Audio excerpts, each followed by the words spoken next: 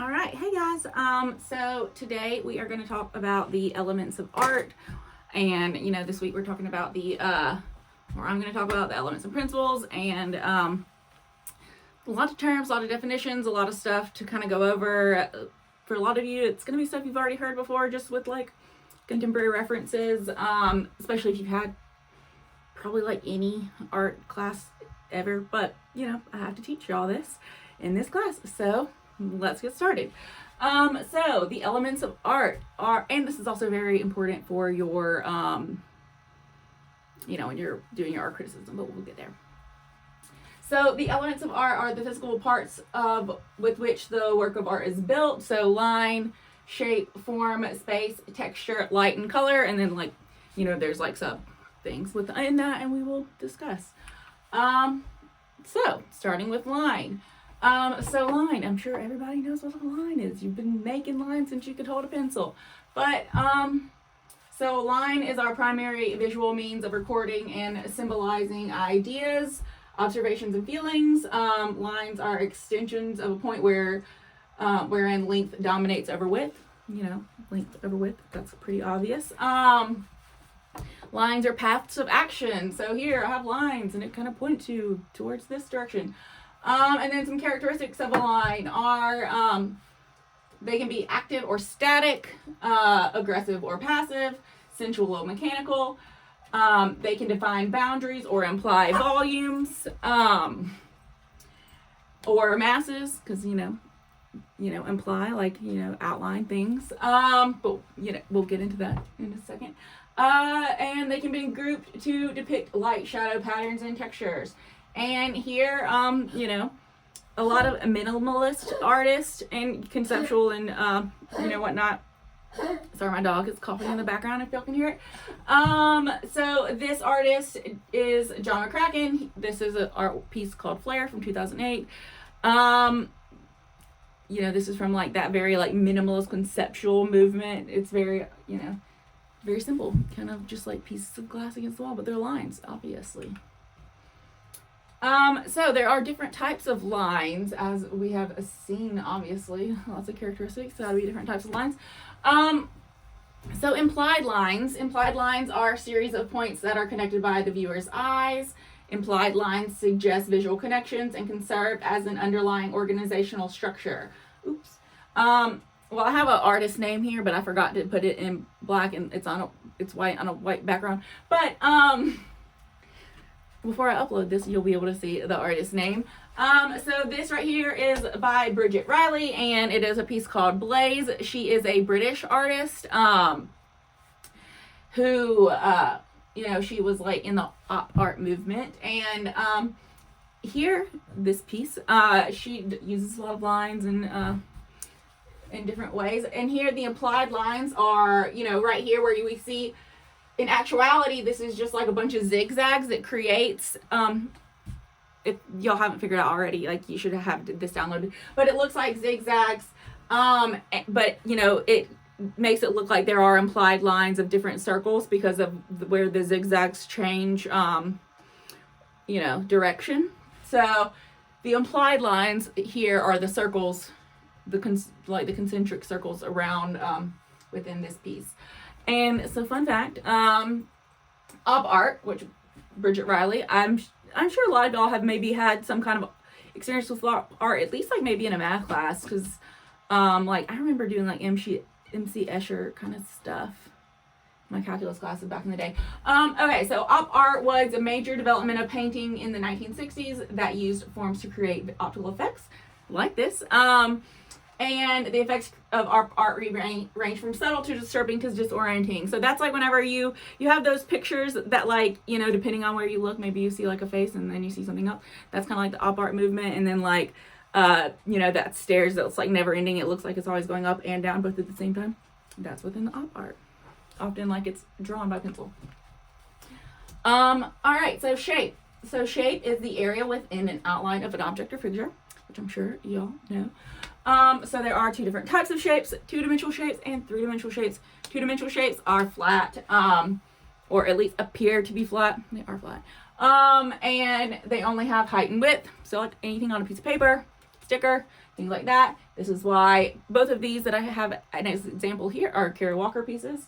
So here is an installation detail from Renaissance Society. So Kara Walker is a Black female artist, American, and she does a lot of these like silhouette type things, and it kind of recalls back to like the silhouette portraiture of like the Renaissance and like the Revolution kind of time. And she does a lot of the stuff about like recalling forgotten narratives, slave narratives and stuff like that, and you know, to bring light to the history of Black people and, you know, what they have been through in all of American history. But this is not the point. We're talking about shapes. My point is here, these are two-dimensional. She does these are like decals, which I mean, I'm sure a lot of y'all have had decals at some point on, you know, whenever I was a kid, I had like flowers on my wall. So these are like decals that she cuts out, and they create like an installation scene that's like covers up a whole like space in a gallery, and they're shapes because they're like all black. Two-dimensional shapes. Three-dimensional shapes, she also does sculptures, because contemporary artists are very multifaceted. And three-dimensional sculptures have mass or volume, and have width and depth. And this is a piece called A Subtlety, also known as Sugar Baby. And it's in, it was done in 2014 by Kara Walker, and it's made out of sugar, and it's in like an old Domino sugar factory. I think it's Domino. Domino's, I think, the big yellow brand. It might be a different brand, but, you know, one of those big sugar brands. And, yeah, it's about, like, the history of slave labor and especially, like, sugar cane fields and things like that. But also the mammy culture, and then it harks back to this one. Obviously, she's shaped like that, the Sphinx, you know, the way that she's sitting. So there's like a bunch of art historical references. That's like what Kara Walker does. It's pretty freaking cool because it's like mesh of art historical and regular history. So yeah, pretty cool. Check it out. This one is a three-dimensional shape or sculpture.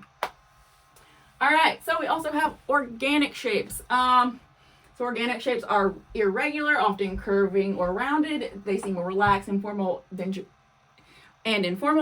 geometric shapes. And most shapes in nature are organic. Biomorphic also suggest shapes based on natural forms. So yeah, biomorphic, organic. So remember, it's what we see in nature most often are organic shapes. You know, your cells in your body and all that science stuff. Organic shapes. Yayoi Kusama does a lot of organic shapes. Warren Innes, he does a lot of organic shapes. He is like, I think he's like in his 90s maybe. He's pretty old, but he's still creating, and this was done from 2020. Example of organic shapes. They're the most common shapes that we see. Geometric shapes, as I'm sure y'all know what geometric shapes are precise and regular. They are circles, triangles, and squares, often made with the help of tools such as a ruler or a compass. The most common shapes in the world that are human-made are geometric. So organic shapes are natural. Human-made shapes are often geometric. So here are two of James Turrell's sky spaces. So he is an artist that's like very minimalistic, but he creates like these it's like these buildings or like rooms where you go in, and then it is meant, and it has like lighting to match different times of the sky, and then like the light changes depending on what the sky is to kind of complement. I forgot where this one is, and this one is in Crystal Bridges. I think this other one is in New York, but don't quote me on that one. He has them all over the place in different shapes, and yeah, it's like meant to like put a picture window on nature. All right, so then we have picture plane. So from shapes we have picture plane. So shapes exist in a picture on a picture plane. So a picture plane is the flat picture surface. So it is, you know, what is here, you know, sounds pretty much like it is. So shapes in the picture plane create a second shape out of the background area. So that means a dominant figure, which is, you know, this little dude right here and this horse. They create a shape out of the background. So the background is like different shapes than, you know, layers of shapes that you can all take down. And then the background is the negative shapes, or the ground. So that is the figure-ground relationships, because the figure-ground. And it is a fundamental aspect of perception because it allows us to sort out and interpret what we see. So it's like, how do you know if something is like where it's standing? So the figure-ground relationship. So we know that this person is standing in front of this horse because the shape of him, you can't see through him. It's like this horse, but this one is Herman Boss, so it's kind of interesting because the piece is called To Interior, so we see like there's skeletons. Herman Boss is a very interesting artist, and he does a lot of stuff that is kind of, he's a gay man and he does like stuff focused on like both sexuality and like young men, but like not at the same time.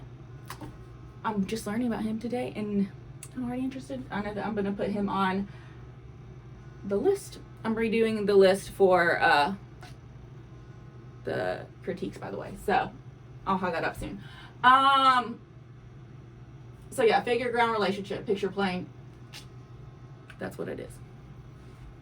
So implied shape. So sometimes we have implied shapes. Implied shape is exactly what it sounds like. It is implying that there's a shape there. Here is a painting by Peter Yuka. He is a Nigerian artist, but he is currently like based in Germany, and he's a painter.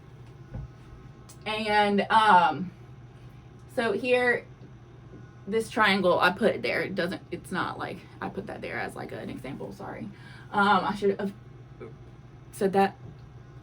So this is the implied shape, is the triangle here, and you know how they're sitting, like the direction of how they're sitting. It's an implied triangle, implied shape. All right, so form or mass.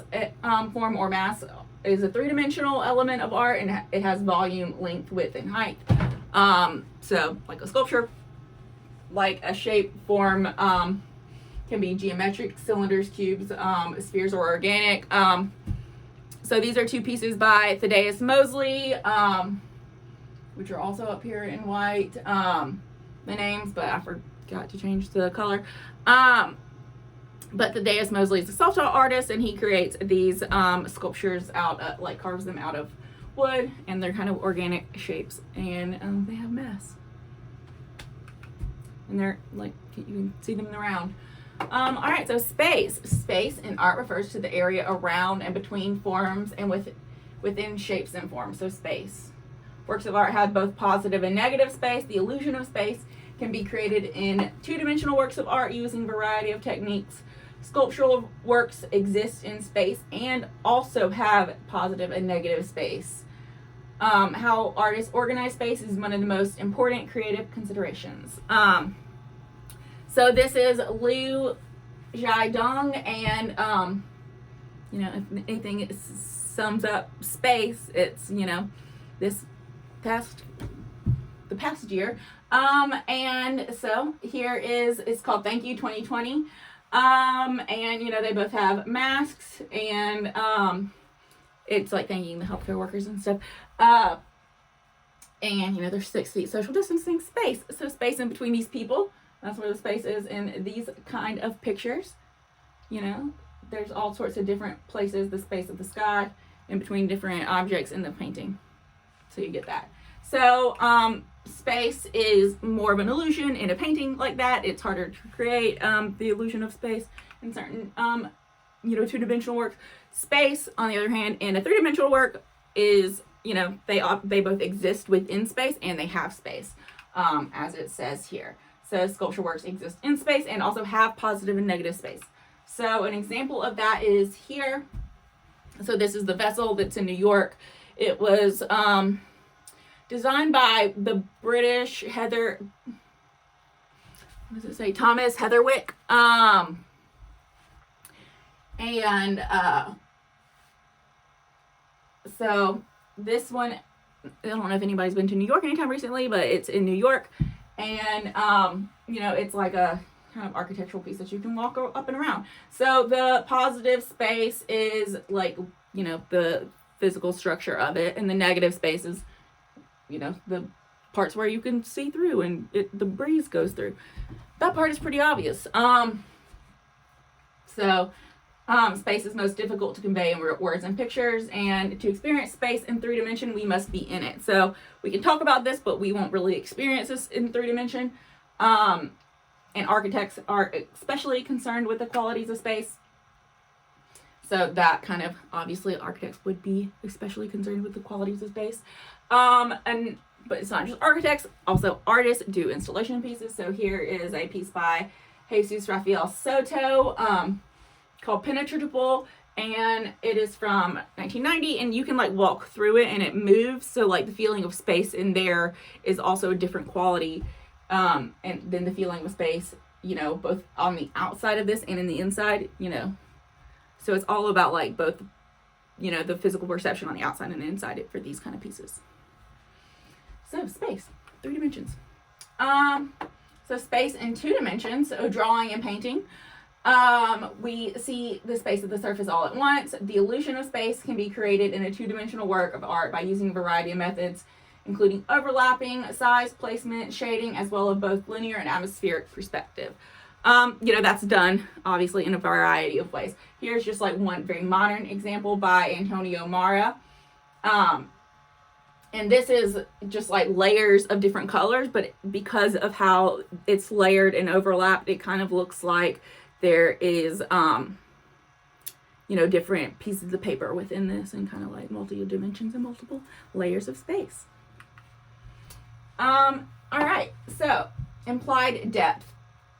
So a viewer may be conscious of a picture's actual flat surface and the illusion of depth. So just like, you know, depth is implied in paintings, and an artist can emphasize either the reality or the illusion, or strike a balance between the extremes.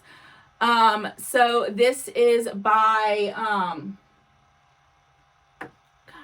what is his name? I have it on here too, and Yu Minjun, and this is Execution, and it was like inspired by the Tiananmen Square protests in China in the 90s, but is that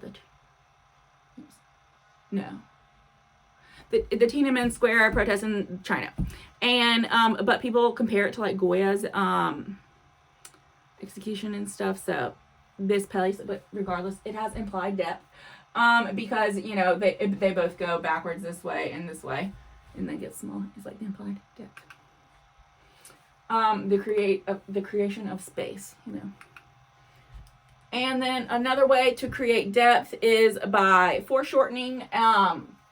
So foreshortening is a method of rendering a figure or an object in perspective. One person that does this a lot, and this is called a study of perspective, is Ai Weiwei. So Ai Weiwei, you know, he just goes around and gives the finger to people from 1995 to 2010. Or I guess not really people, but like businesses and places.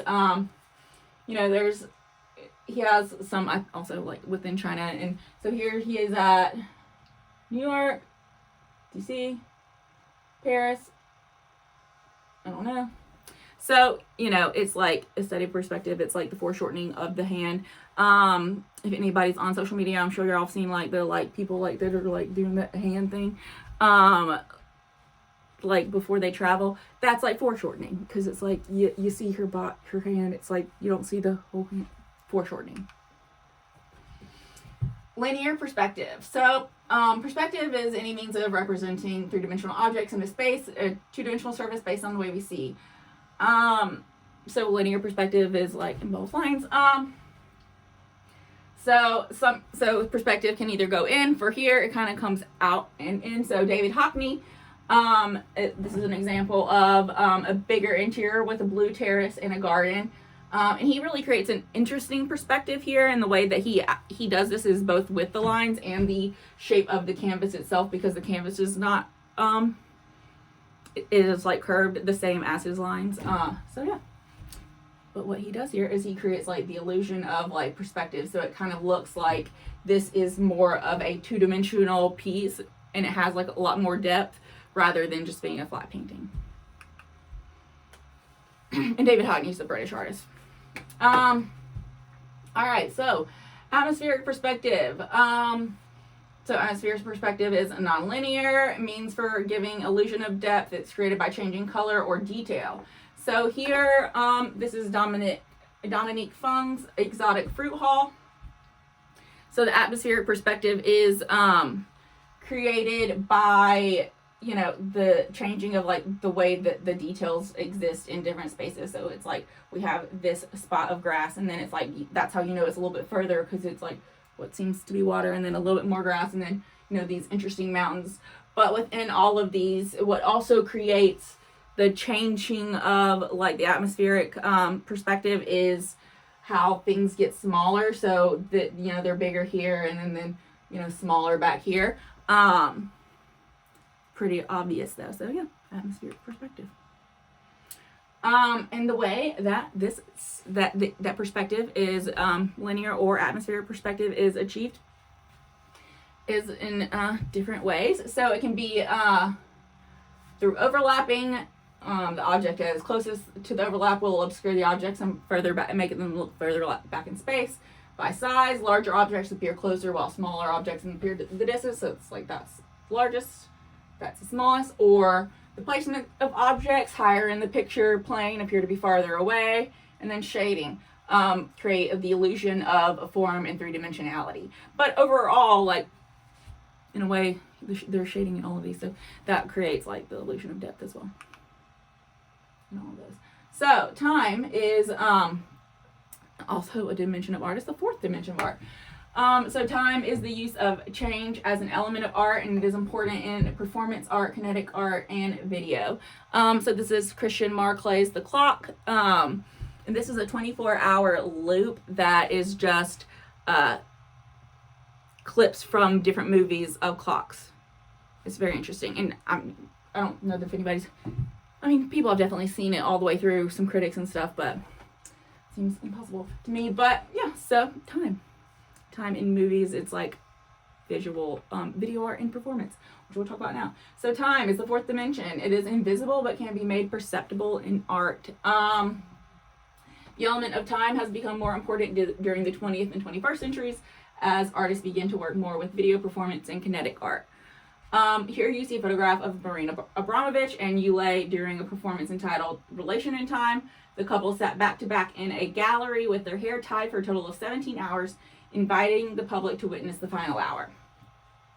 So time in art takes on this new meaning because it's both the, you know, the act of the event of it, and, you know, we're talking about the event of art later in the semester. So, and, you know, the witnessing of something within this time that you can only experience within this time, and like the passing of time and stuff like that.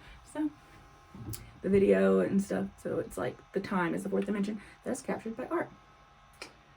Passage of time can also be captured in art via comics, because comics express linear conception. So this is an excerpt from The Hard Tomorrow by Eleanor Davis. Eleanor Davis is a writer and illustrator from Athens, Georgia, and she lives here and she does art and writes, and I have her other book, but it's in the other room. So this is her book called Why Art, and she does comics, and you know, they tell a linear progression because, you know, you can read it and see the pictures and read the story, and kind of like, even if there aren't words, you know, tells a story. Linear progression of time. All right, and so works of art can also express motion. So there is implied motion. This means obviously that things are not actually moving, just like implied lines. They're not actual lines there. So here we have an example of two implied motions, but one is actually a contemporary art example. So this is Inca Shinibre's Reverend on Ice, and he made it kind of after this portrait of the Reverend Robert Walker Skating by Henry Rayburn. Yinka Shinibre is a British artist, but he is originally from Africa, and he does a lot to deal with like colonialism and things like that, and has a lot of his. And this is a sculpture, so here the sculpture, it looks like it's going to move. It looks like it's skating on ice because of everything that's around it, but same like here, it looks like it's like within mid-action, but the motion is implied. It's not actually, because it is a static object. So actual motion, so some artists do have, use actual motion to create kinetic sculptures, and these are sculptures that move, kind of like that Jesus Soto's sculpture that you can walk through. That could be considered something that has actual motion, that is kinetic. Here, this is Anthony Howe, and it is a stainless steel kinetic sculpture that moves with the wind. So yeah, example of actual motion, pretty obvious. And then light. So light is, we see light everywhere. Everything is made visible by light. It can be directed, reflected, refracted, diffracted, or diffused. Source, color, intensity, and direction of light greatly affect the way that things appear. And yeah, so this is an example of Anthony called You and I, and it's created by like light streaming through like small holes and then shining down. And so implied light is whenever, if there's light in a work, and a value is perceived as a relationship rather than from an isolated form. So chiaroscuro is an implied light. If anybody is interested in Italian art or, art history, it's also an example of chiaroscuro.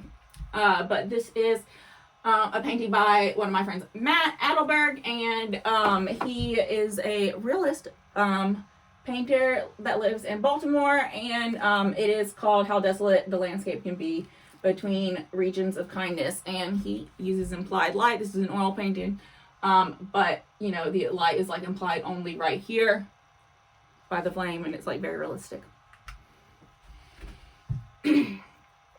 And then some artists use light as a medium, kind of like that guy, this last slide, in a way like he does, but how it shines through the holes. But some artists use like neon lights, like actual, using light like that. So in artificial lights, so this is Tracy Emin, and she doesn't just use light, but she does use light for her sculptures, and she does a lot of neon work. She often has, kind of sexual or feminist undertones, both of that, and so this one says trust yourself, and a lot of them are like handwritten, but she does work with light. Moving on. So color is a sensation caused by differing qualities of light. Color affects us directly. It can modify our thoughts, actions, moods, and even our health. The physics of color. Objects that appear to have color are merely reflecting the colors that are present in the light that illuminates them. When the light of, y'all think about that, like that dress from a few years ago, like the blue or gold or whatever they thought it was. So they appear to, reflect the light that illuminates them. When the white light of the sun passes through a prism, it is refracted into colors of the rainbow: red, orange, yellow, green, blue, and violet. There are different wavelengths for each color.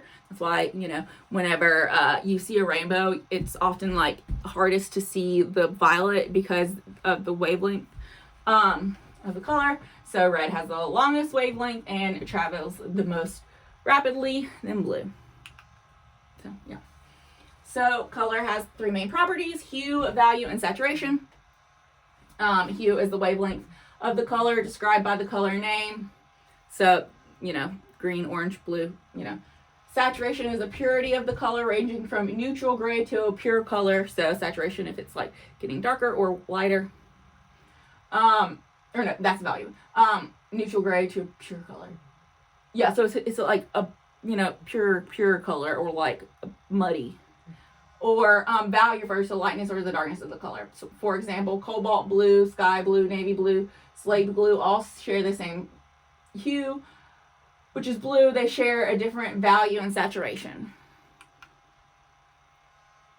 Okay, so color wheel. The artist pigment color wheel, which is commonly used by painters, is based on colors that are seen after white light travels through a prism: red, orange, yellow, green, blue, violet. The artist pigment wheel allows colors to understand the interaction of colors. It is based on the concepts that all colors can be mixed from the three primary colors, red, blue, and yellow. The concept was first developed in the 17th century by Isaac Newton. And there are three primary colors, red, blue, and yellow, like I just said. By mixing these, we get the secondary colors. So we go primary, secondary. Secondary is green, which is made by blue and yellow, violet by blue and red, and orange by red and yellow.